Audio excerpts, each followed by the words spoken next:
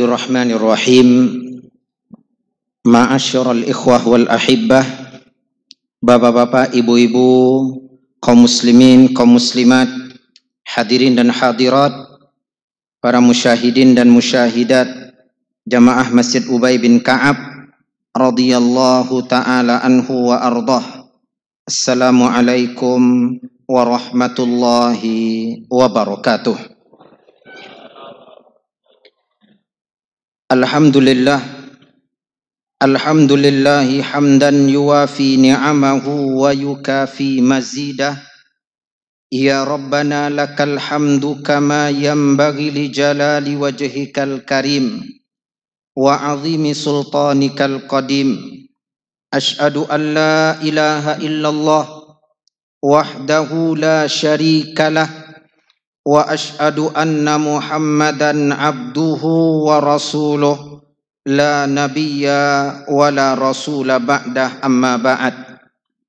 Allahumma salli ala Muhammadin wa ala ali Muhammad kama sallaita ala Ibrahim wa ala ali Ibrahim wa barik ala Muhammadin wa ala ali Muhammad kama barakta ala Ibrahim wa ala ali Ibrahim innaka hamidum majid. Allahumma allimna ma yanfa'una wanfa'na bima 'allamtana wa zidna ilma. Allahumma inna nas'aluka ilman nafi'a wa rizqan thayyiba wa amalan mutaqabbala.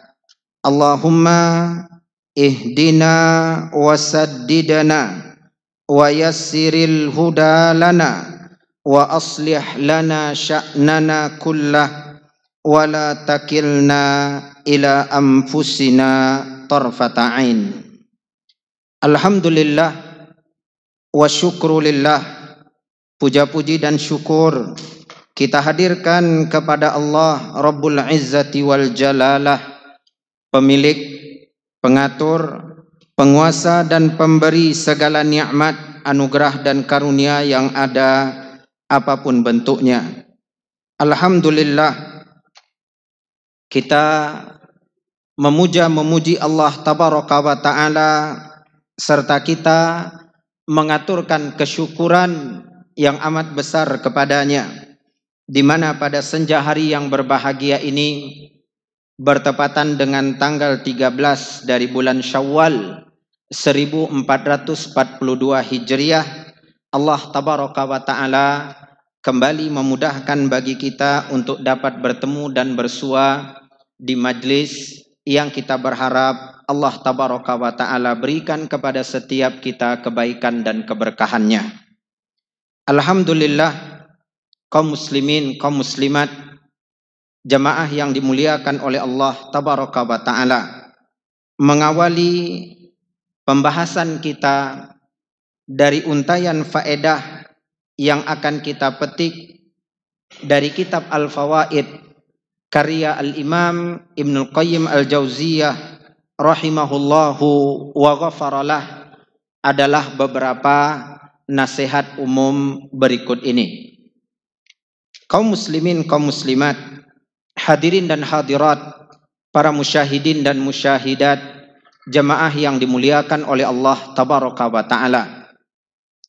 Allah Subhanahu wa Ta'ala telah berfirman di dalam kitabnya yang mulia, surat Al-Hijr ayat terakhir, ayat 99.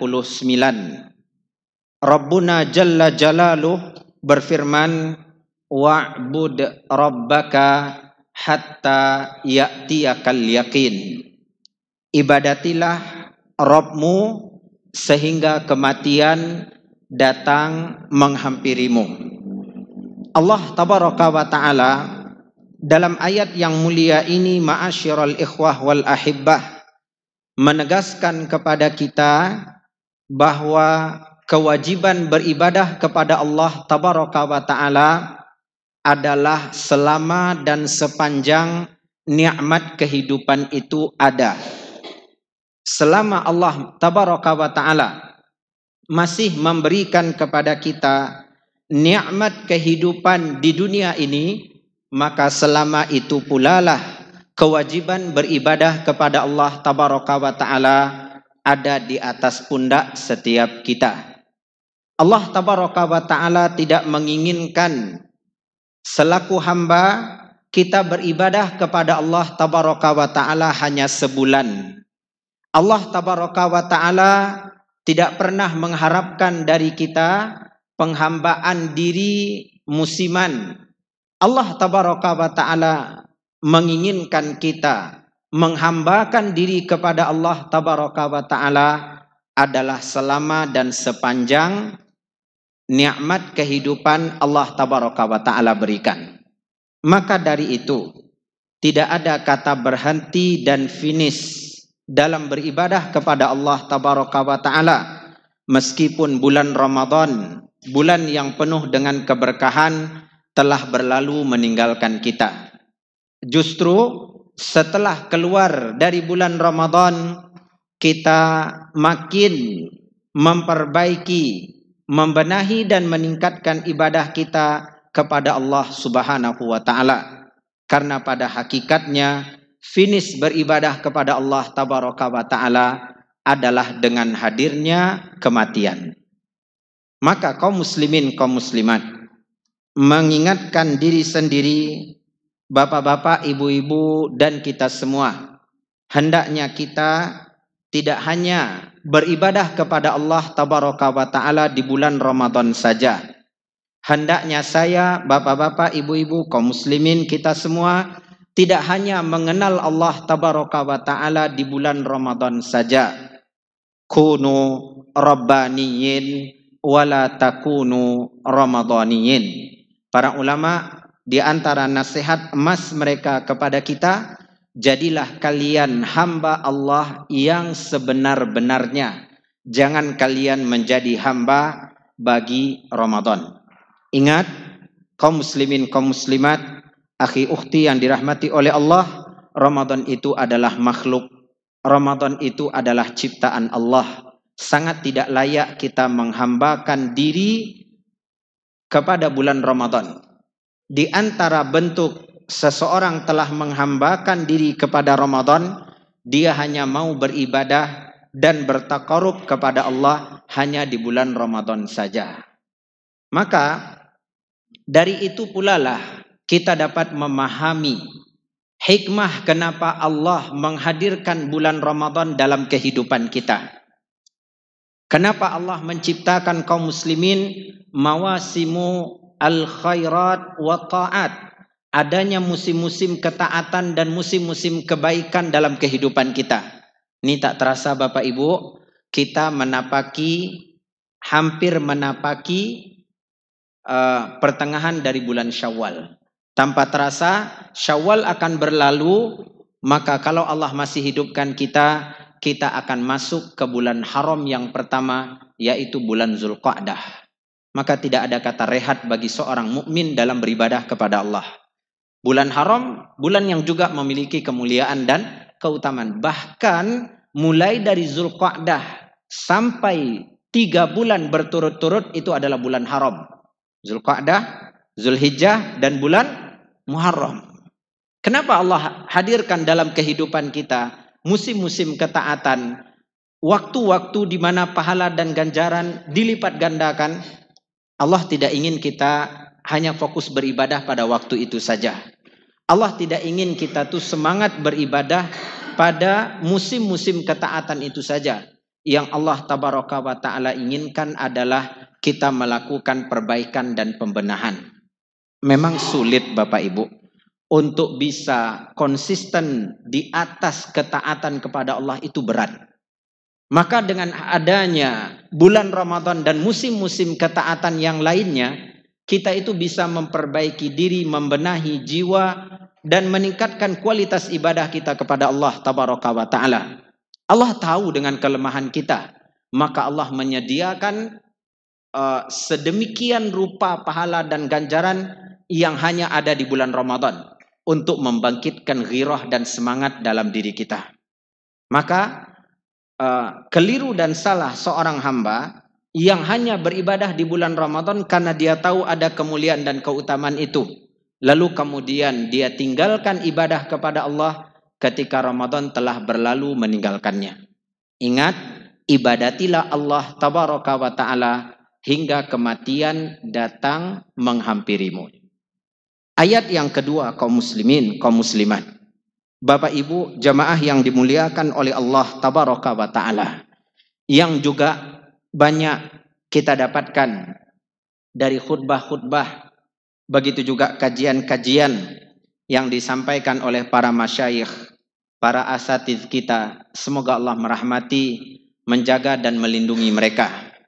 Firman Allah tabaraka wa ta'ala yang terdapat di dalam surat An-Nahl ayat 92. Allah menyeru, memanggil orang-orang yang beriman agar mereka menggunakan akal dan mereka berpikir. Allah tabaraka wa ta'ala berfirman, wala takunu kallati naqadat ghazlaha mim ba'di quwwatin ankasa.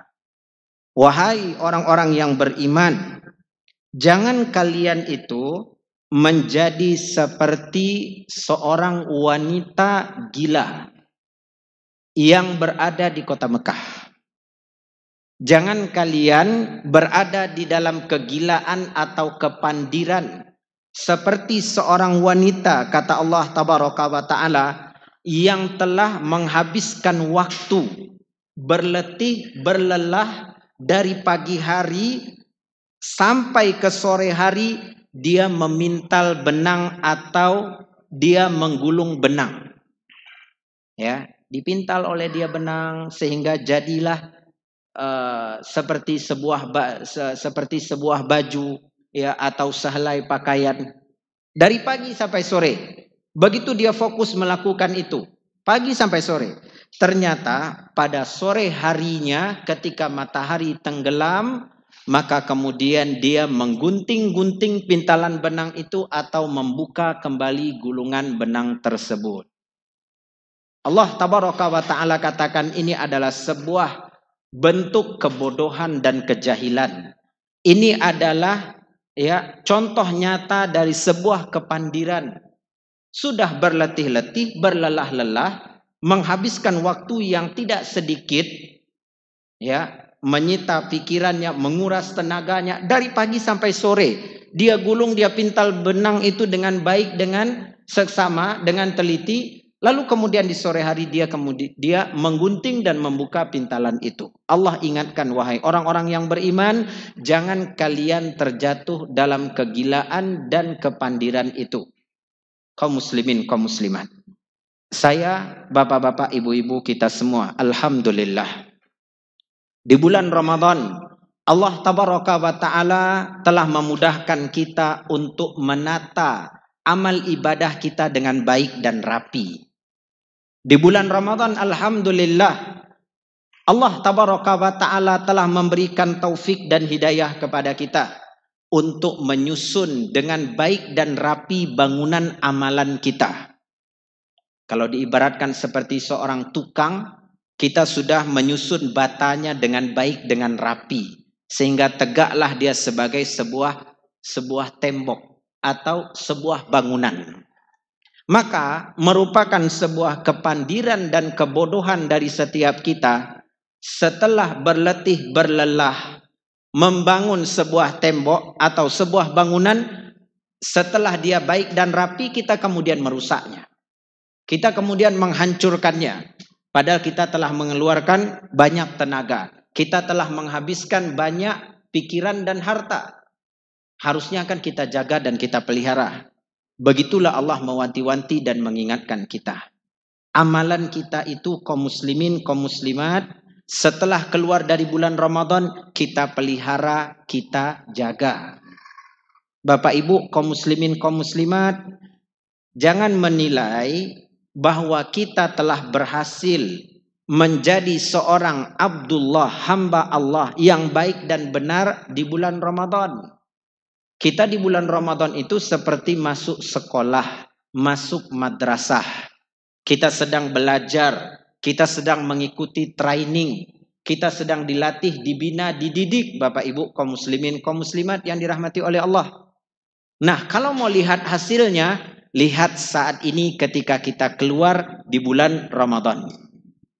Di bulan Ramadan kita lihat, alhamdulillah Ustadz, tidak ada satupun sholat subuh saya yang luput dari berjamaah. Alhamdulillah. Allahumma taqabbal minna. Semoga Allah menerima segala amal ibadah kita. Alhamdulillah. Bahkan kaum muslimin, di bulan Ramadan, lihat, kita bisa bangun 1 jam atau selambat-lambatnya setengah jam sebelum azan subuh dikumandangkan. Kemana kemampuan dan kekuatan itu ketika kita keluar dari bulan Ramadan? Mana ya prestasi itu di beberapa hari dari bulan Syawal yang Allah masih hidupkan kita padanya?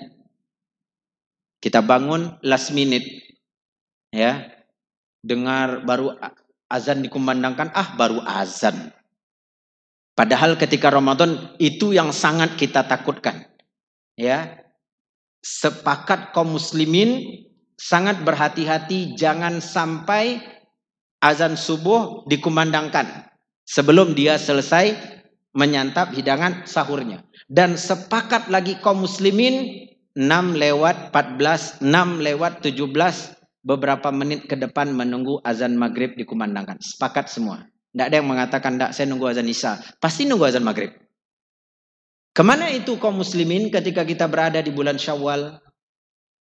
Ya, maka untuk melihat keberhasilan kita mengikuti pendidikan dan training di bulan Ramadan itu sekarang. Ya, apakah kita menjadi lebih baik atau tidak? Apakah kita mampu mengiringi kebaikan dengan kebaikan atau tidak? Para ulama mengatakan, inna min thawabil hasanah al-hasanatu ba'daha. Di antara tanda-tanda amalan seorang hamba diterima oleh Allah tabaraka wa ta'ala, dia diberi taufik dan kemudahan oleh Allah untuk mengiringi dengan kebaikan setelahnya. Maka kaum muslimin, jangan sampai kita mengenal ibadah puasa hanya di bulan Ramadan. Keluar dari bulan Ramadan kita nggak kenal lagi dengan ibadah puasa. Padahal ya kaum muslimin, kaum muslimat, kita dianjurkan untuk mengerjakan puasa sunnah 6 hari di bulan Syawal. Dalam hadis yang diriwayatkan oleh Imam Muslim dari jalan Abu Ayyub Al-Ansari radhiyallahu taala an, Nabi SAW bersabda, man shoma Ramadana thumma atba'ahu sittan min Syawal kana kasiyamid dahar. Barang siapa yang puasa di bulan Ramadan, dia iringi dengan puasa 6 hari dari bulan Syawal, maka akan diberi kepadanya pahala puasa 1 tahun. Puasa di bulan Ramadan sama dengan berpuasa selama 10 bulan. Allahu Akbar.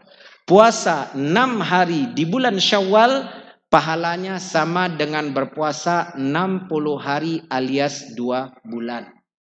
Berarti yang puasa Ramadan dan mengiringi dengan puasa 6 hari dari bulan Syawal, itu sama dengan dia telah berpuasa 12 bulan alias 360 hari.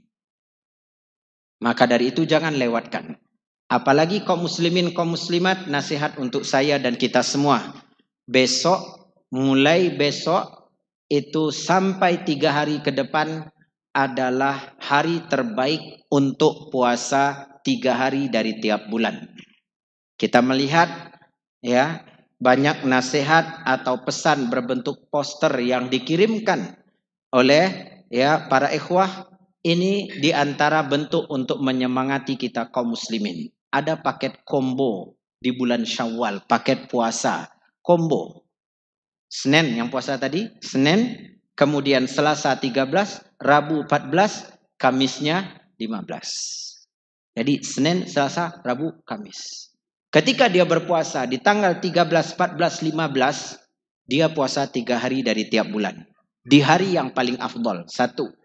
Yang kedua, ada hari Kamisnya di situ. Dia dapat pahala puasa di hari Kamis. Kemudian dia niatkan untuk mengerjakan puasa 6 hari dari bulan Syawal.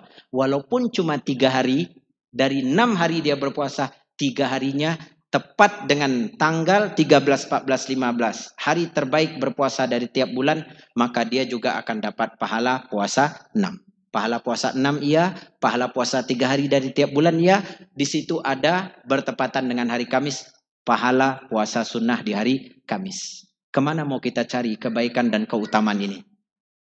Maka kaum muslimin, kaum muslimat, ya, di antara kita kebanyakan ya mengatakan Lebaran itu kan 1 bulan, Ustaz. Kita katakan iya, Lebaran 1 bulan. Ya, bisa juga kuih-muih yang ada di rumah saya atau bapak ibu masih banyak. Ya, siapa yang makan, nggak ada yang datang, kita aja yang makan di rumah. Ya, kaum muslimin. Artinya Lebaran iya 1 bulan, Syawal 1 bulan. Tetapi disunnahkan berpuasa di bulan Syawal itu bukan 1 bulan, cuma 6 hari. Itu pun ketar-ketir kita bapak ibu. 6 hari Pak Ustadz, mampuilah badan Pak Ustadz, mati wadahnya. 6 hari, padahal baru kemarin kita mengikuti training puasa selama 30 hari, bahkan nggak sahur kita lagi. Cuman disinilah tantangannya, berat. Ya, kenapa? Karena bisa jadi kita baru start, baru ngeh sekarang. Waduh, ternyata besok udah 13 Syawal, kita baru start. Orang ternyata apa? Senin tadi udah selesai. Awak rayo lah kata dia, raya kedua setelah puasa 6. Kita baru mau start. Kita puasa di saat tidak banyak orang yang berpuasa atau mungkin telah banyak yang menyelesaikannya. Maka berat. Oleh karena itu tetap paksakan diri kita. Nabi SAW bersabda dalam sebuah hadis, bebani diri kalian untuk melakukan amalan yang mampu untuk kalian kerjakan. Itu hanya waswas syaitan Bapak Ibu. Yakin Pak mau puasa Pak? Puasa sunnah cuman Pak. Baru 13 Syawal, panjang hari lagi. Macam-macam godaan syaitan supaya kita ya lemah dari mengerjakan ibadah puasa. Padahal kita mampu. Makanya kata Nabi, bebani, paksa.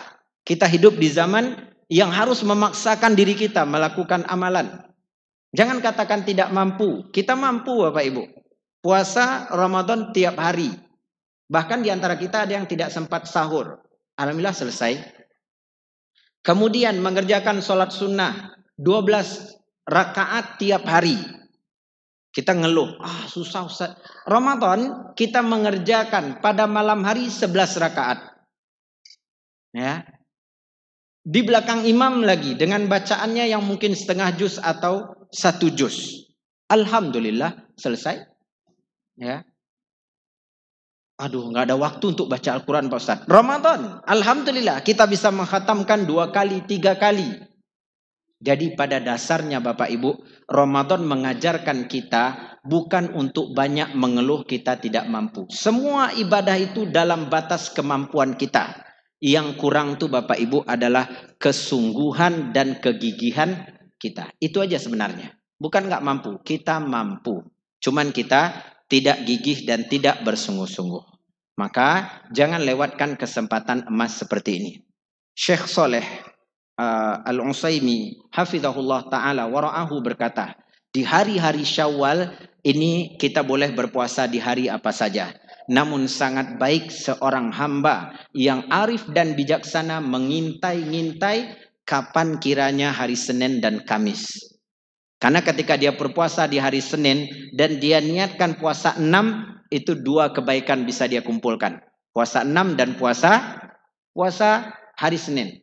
Dia tembak aja Senin, Kamis, Senin, Kamis, Senin, Kamis. 3 Senin, 3 Kamis. Ya, itu pertama kata beliau. Dan akan lebih baik lagi, berlipat-lipat kebaikan di atas kebaikan ketika dia bisa melakukan puasa di tanggal 13, 14, 15. Karena di situ ada puasa 6. Kemudian kalau ada hari Senin atau hari Kamis, ada keutamaan puasa Senin dan atau puasa Kamis.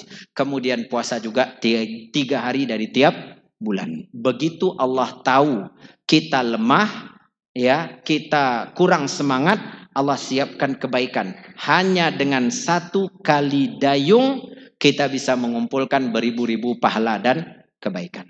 Ini kaum muslimin 2 ayat yang kita sebutkan kita akan lanjutkan dengan beberapa hadis setelah azan sholat isya dikumandangkan. Wallahu ta'ala a'la wa a'lam bissawab.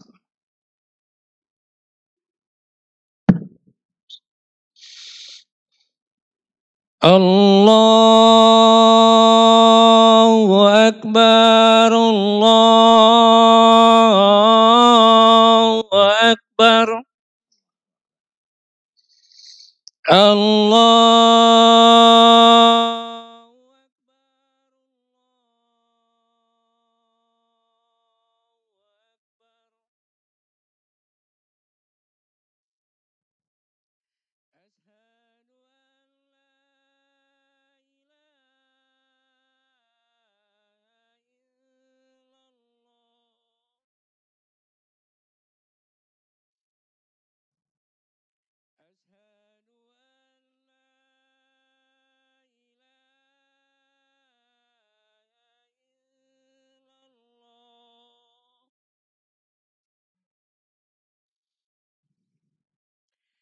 Ashhadu anna Muhammadar Rasulullah.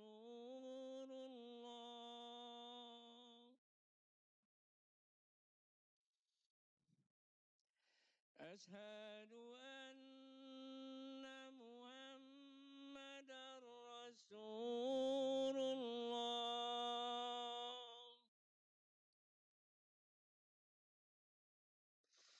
Hayya 'alas shalah.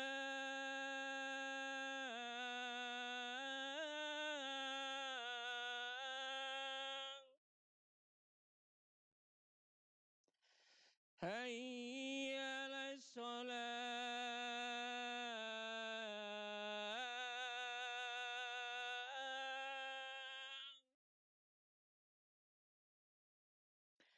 Hayya 'alal falah.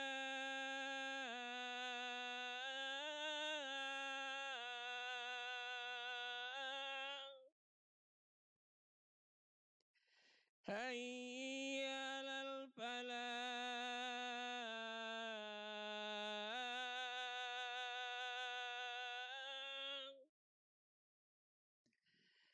Allahu Akbar, Allahu Akbar. La ilaha illallah.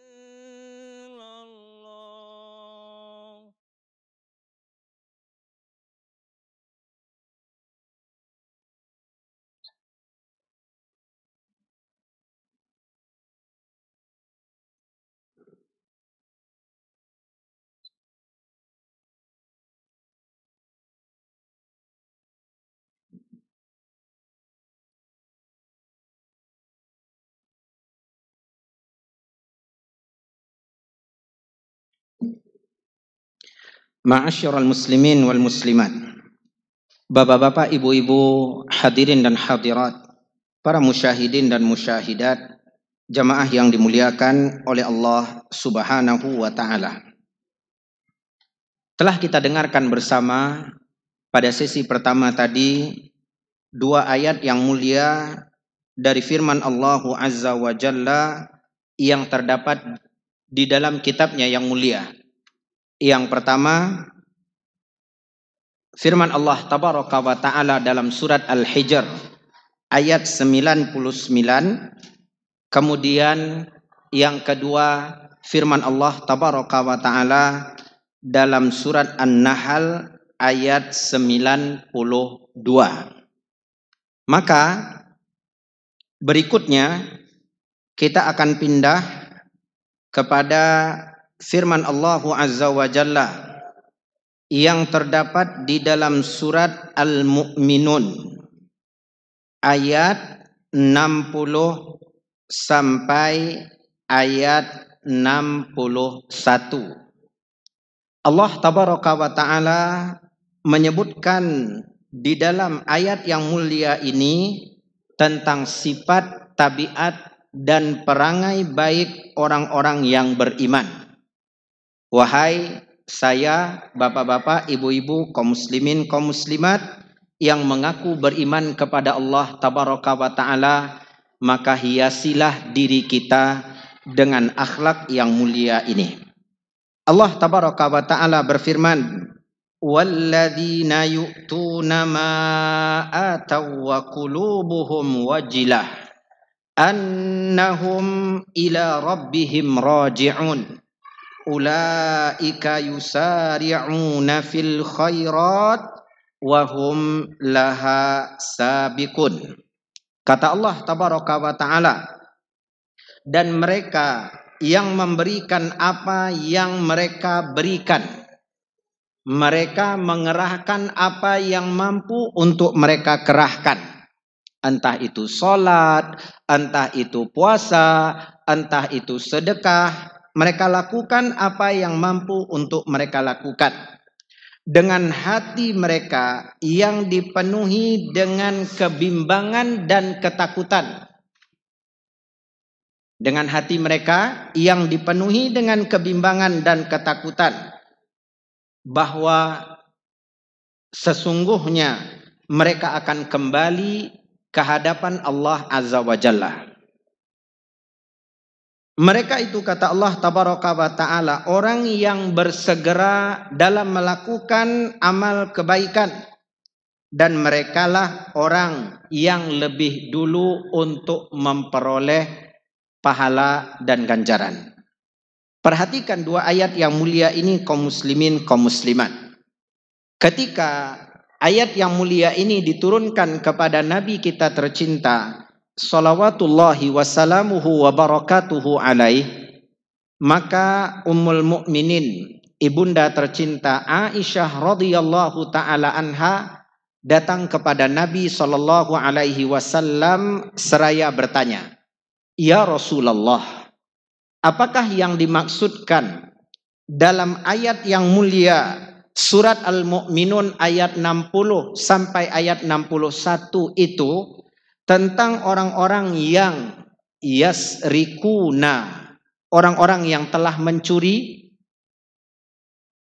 atau yaznuna, orang-orang yang telah berzina, orang-orang yang telah mencuri, orang-orang yang telah berzina, orang-orang yang telah melakukan kemaksiatan dan kemungkaran. Apakah ayat ini tentang mereka?"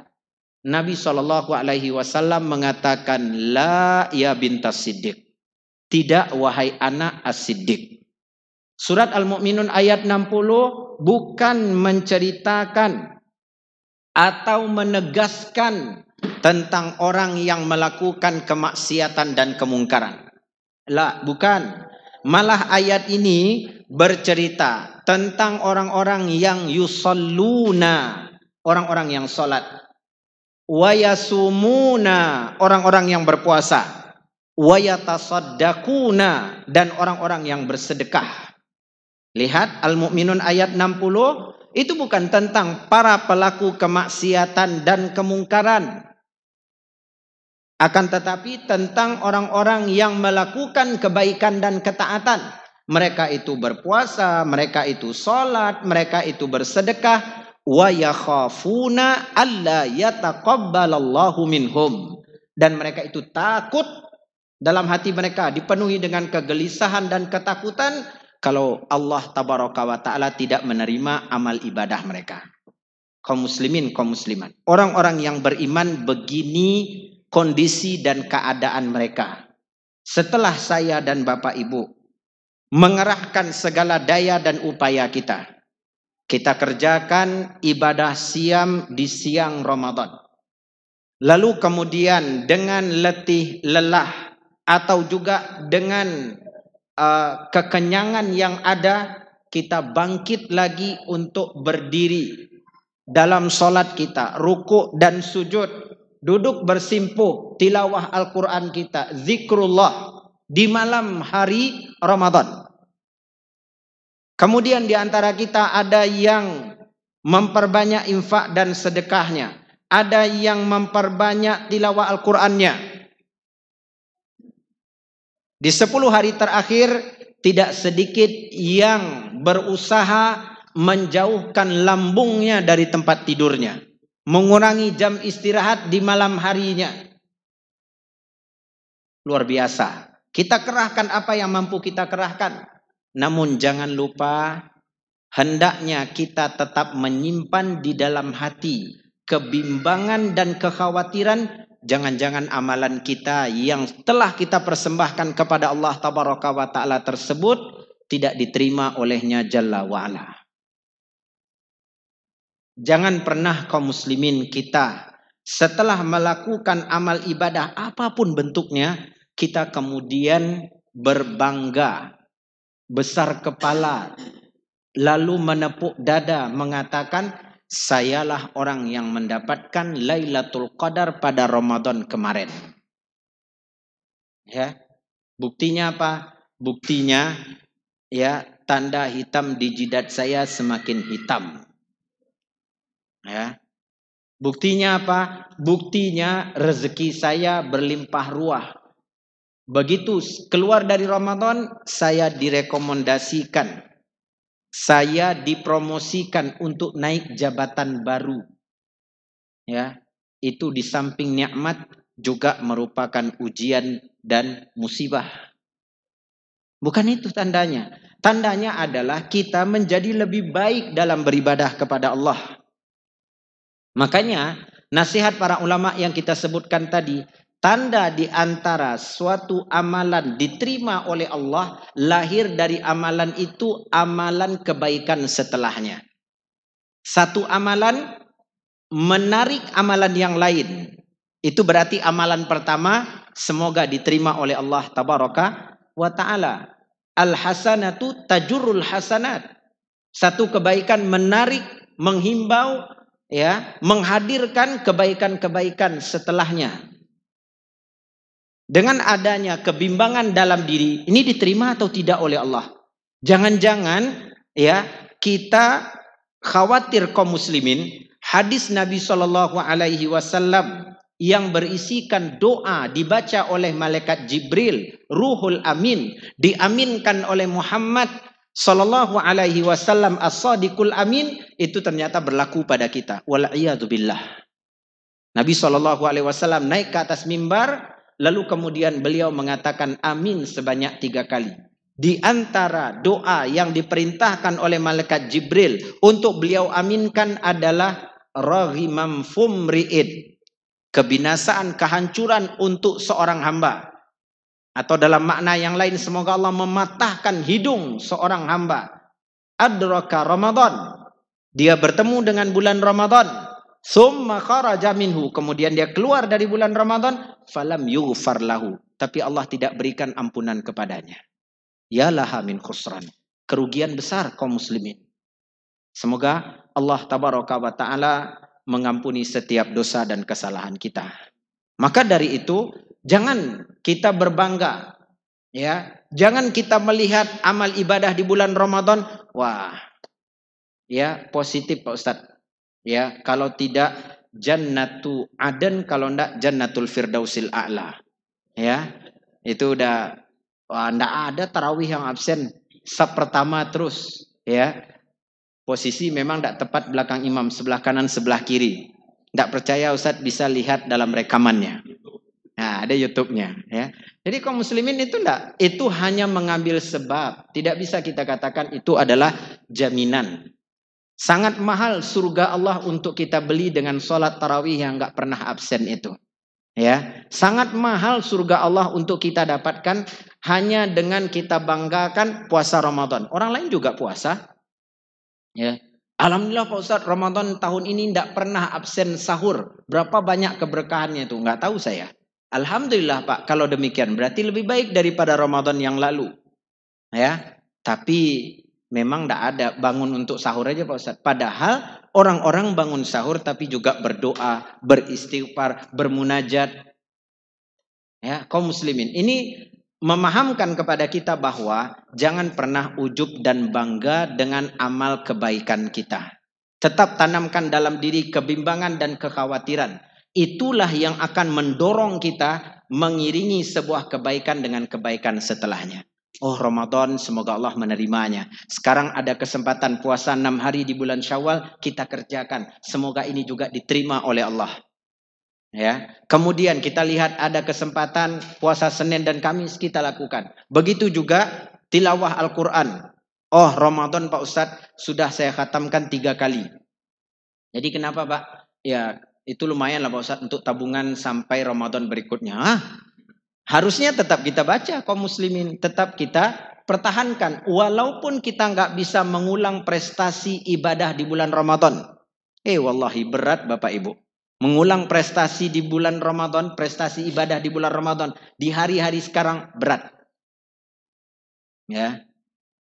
Hari ini aja mungkin tidak sedikit di antara kita yang tidak membuka mushafnya.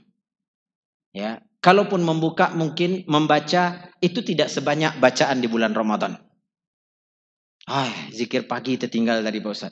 Zikir sore baru teringat tadi. Ya, menjelang maghrib.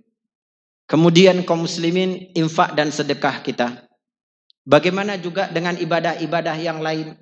Maka dari itu, kalau memang kita tidak bisa mempertahankan, nggak bisa mengulanginya Bapak Ibu, setidak-tidaknya kita tetap melakukan walaupun kadar dan jumlahnya sedikit.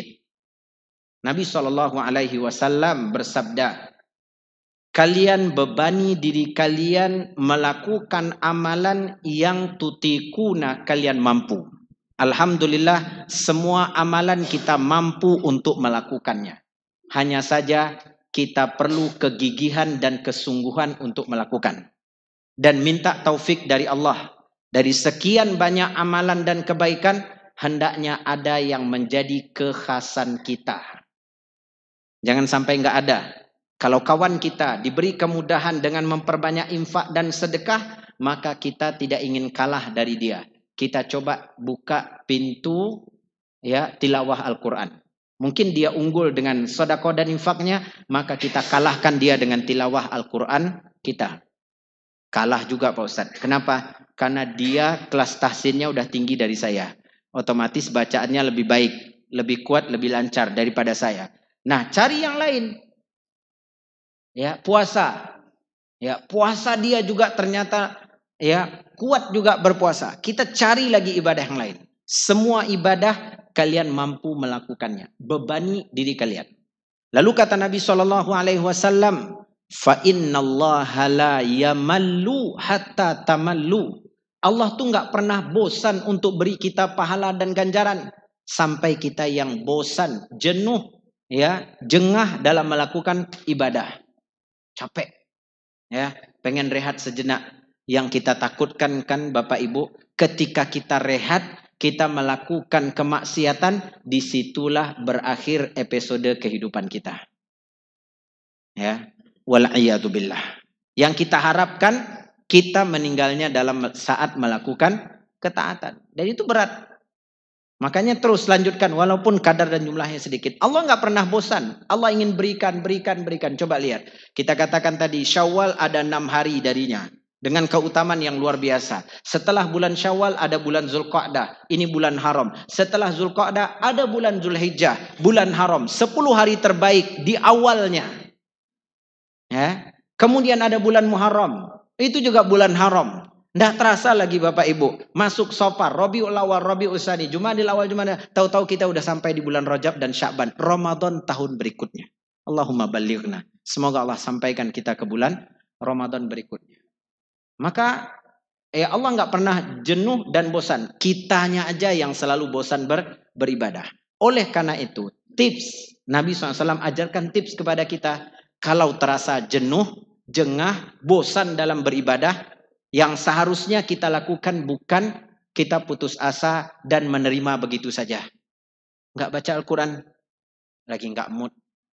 Ya, nggak infak dan sedekah, nantilah pikir dulu. Nggak puasa, masih lama lagi waktunya. Ya, Nabi SAW ajarkan, fa'ahabbul a'mali ilallahi adwamuha wa inqalla. Amalan yang paling dicintai di sisi Allah itu yang berkelanjutan walaupun sedikit. Memang nggak bisa Bapak Ibu. Berat untuk baca Al-Quran di bulan Ramadan. Satu hari bisa 2 juz, 3 juz kita baca. Bahkan lebih. Ya. Di jeda istirahat 4 rakaat pertama dengan 4 rakaat kedua sholat tarawih. Itu kita bisa baca lebih dari setengah juz. Ternyata sekarang berat untuk dilakukan. Bukan berarti berat lalu kita tutup Al-Quran, masukkan Al-Quran ke dalam almari. Ya. Wadaan, selamat tinggal Al-Quran sampai ketemu Ramadan berikutnya. Enggak, tetap kita buka dan kita baca. Walaupun yang terbaca satu hari hanya 1 lembar. Walaupun yang terbaca satu hari cuma 1 halaman. Tetap lanjutkan walaupun sedikit. Jadi ini kaum muslimin bentuk kekhawatiran kita, kebimbangan kita. Orang-orang yang beriman itu tidak dia berbangga dengan amal ibadahnya. Orang-orang yang beriman itu tidak dia ujub dan bangga dengan ibadahnya. Percayalah Bapak Ibu, kalau Bapak Ibu telah memaksimalkan segala daya dan upaya beribadah di bulan Ramadan, tetap ada orang yang lebih baik ibadahnya daripada kita. Dalam apapun bentuk ibadahnya. Saya khatam Al-Quran Pak Ustadz 3 kali. Ada yang mengkhatamkan Al-Quran 5 kali. Ada yang mengkhatamkan Al-Quran 3 hari 1 kali. Ada. Ya. Kalau kaum muslimin kita telah berpuasa. Puasa Pak Ustadz. Iya semua juga puasa Pak. Ya saya rasa saya udah hebat banget lah Pak Ustadz. Baca Al-Quran, sedang puasa, lalu kemudian berinfak. Sorenya saya antarkan perbukaan untuk orang yang berpuasa. Dan itu tidak sedikit, banyak Pak Ustadz. Alhamdulillah. Tapi tetap ada orang yang lebih baik ibadah puasanya dari kita. Mungkin dia tidak melakukan seperti yang kita lakukan. Tapi dia telah melakukan suatu amalan secara kontinu dan berkelanjutan. Dari semenjak dia menahan diri berpuasa sampai tenggelam matahari, nggak pernah berhenti lisannya berzikir. Nabi SAW ketika ditanya, siapakah orang berpuasa yang paling baik, yang paling sempurna pahala puasanya? Nabi SAW katakan, yang paling banyak berzikir kepada Allah. Orang berpuasa yang paling baik, yang paling banyak berzikir kepada Allah. Orang sholat yang paling sempurna pahala sholatnya, yang banyak berzikir kepada Allah. Orang yang berinfak bersedekah, yang paling sempurna pahalanya, yang paling banyak berzikir kepada Allah. Maka kaum muslimin, dari itu jangan pernah kita sombong, ujub dan bangga dengan amal ibadah kita. Yang harus kita lakukan, tanamkan dalam diri harapan. Semoga Allah menerima. Khawatir. Kalau amalan kita tidak ada nilai dan harganya di sisi Allah. Lalu kemudian kita tetap semangat dan tidak putus asa. Melanjutkan terus ibadah kepada Allah sampai kematian mengakhiri kehidupan kita di dunia. Penutup dari tausiah dan kajian kita pada kesempatan yang berbahagia ini adalah nasihat atau faedah yang kita dapatkan dari Fadilatul Syekh Abdul Razak ibn Abdul Muhsin Al-Abbad Al-Badr hafizahullah ta'ala wa ra'ahu dalam daurah yang beliau sampaikan di kota kita Pekanbaru di hadapan para asatizah dan para duat dalam daurah risalah Ibnul Qayyim Al-Jauziyah rahimahullah ila ikhwanihi. Di situ beliau menyampaikan sebuah faedah. Beliau mengatakan hafizahullah ta'ala wa ra'ahu, untuk membuat engkau wahai para da'i, wahai para ustadz, dan saya katakan untuk setiap kita kaum muslimin dan kaum muslimat agar tidak berbangga dengan ibadah, tidak ujub dengan ketaatan kita, maka camkan 3 perkara berikut ini. Yang pertama, yang harus kita lakukan supaya kita nggak sombong, nggak angkuh dengan amal ibadah kita. Yang pertama adalah tanamkan keyakinan dalam diri bahwa ibadah yang kita laksanakan merupakan nikmat dari Allah. Saya dan Bapak Ibu, kita bisa beribadah di bulan Ramadan, mau sholat, tilawah Al-Quran, puasa, infak, sedekah, apapun bentuknya, itu adalah nikmat dan karunia dari Allah. Ya, itu bukan karena kekuatan kita Bapak Ibu, bukan karena ya kemampuan kita. Saya puasa itu biasa aja Pak Ustaz. Kalau mau saya bisa saya puasa tiap hari. Nah kalau iya puasalah 6 hari dari bulan Syawal. Nanti lu Pak Ustaz. Ya, kata dia bisa. Ya, dia menganggap itu kemampuan dia. Padahal itu anugerah dari Allah. Itu yang membuat kita tidak akan berbangga, tidak akan sombong. Kita nggak punya apa-apa. Allah kok yang memberikan taufik dan hidayah sehingga kita bisa beribadah. Itu yang pertama. Yakini ibadah yang kita kerjakan anugerah dari Allah. Satu. Yang kedua, yakini kaum muslimin dan kaum muslimat bahwa dosa dan maksiat kita lebih banyak daripada ibadah dan kebaikan kita. Ini tips yang kedua kata beliau hafizahullah. Tanamkan dalam diri selesai melakukan sebuah ibadah bahwa dosa dan maksiat kita itu lebih banyak daripada ibadah dan ketaatan kita. Ya. Dan itu salah satu anugerah dan karunia dari Allah. Ya. Maksiat kita banyak, dosa kita banyak, ibadah kita sedikit. Namun yang sedikit ini itu bisa menghapus kejelekan dan keburukan yang ada. Innal hasanat yudhhibnas sayyiat, kata Allah. Kebaikan-kebaikan dapat menghapus keburukan-keburukan. Maka dengan mengingat dosa dan maksiat kita banyak, kebaikan dan ketaatan kita enggak seberapa, apa yang mau kita banggakan? Apa yang mau kita besarkan kepala? Apa yang mau kita tepuk dada kita di hadapan manusia? Lihat saya yang paling baik ibadahnya. Orang dosa dan maksiat kita paling banyak. Ini yang kedua. Yang ketiga, kaum muslimin. Ini yang dilakukan oleh Nabi SAW, dilakukan oleh para sahabat dan juga patut untuk kita teladani. Yang ketiga adalah meyakini hak Allah tabaraka wa ta'ala itu besar dan berat untuk ditunaikan. Tanamkan dalam diri kita, kalaupun kita sudah sholat dengan ruku yang lama, sujud yang lama, bacaan yang panjang sekalipun, hak Allah itu tetaplah besar dan berat untuk ditunaikan. Nggak ada apa-apanya Bapak Ibu. Ya, oh, alhamdulillah Pak Ustadz. Sholat kami setengah juz, sholat kami Ramadan ini 1 juz. Tapi kan Bapak makmumnya kan Pak? Iya Pak Ustadz. Ya, yang capek kan imamnya. Nabi SAW ya melaksanakan sholat 1 rakaat menghabiskan Al-Baqarah, menghabiskan An-Nisa, menghabiskan Ali Imran. Itu 5 juz lebih Bapak Ibu. 1 rakaat. Terdapat asar dari ulama salaf terdahulu bahwa di antara kekhusyuan orang-orang soleh sebelum kita, kekhusyuan salafun soleh, ruku mereka itu sama dengan tegaknya. Adakah seperti itu ruku kita? Imam tadi baca Pak Ustadz, itu kayaknya 2 rakaat pertama, 1 rakaat pertama itu beliau baca 3 halaman, 1 lembar setengah. Baik, rukuknya sepanjang itu enggak Pak? Enggak Pak Ustaz. Justru mereka rukuknya sama panjangnya dengan tegaknya.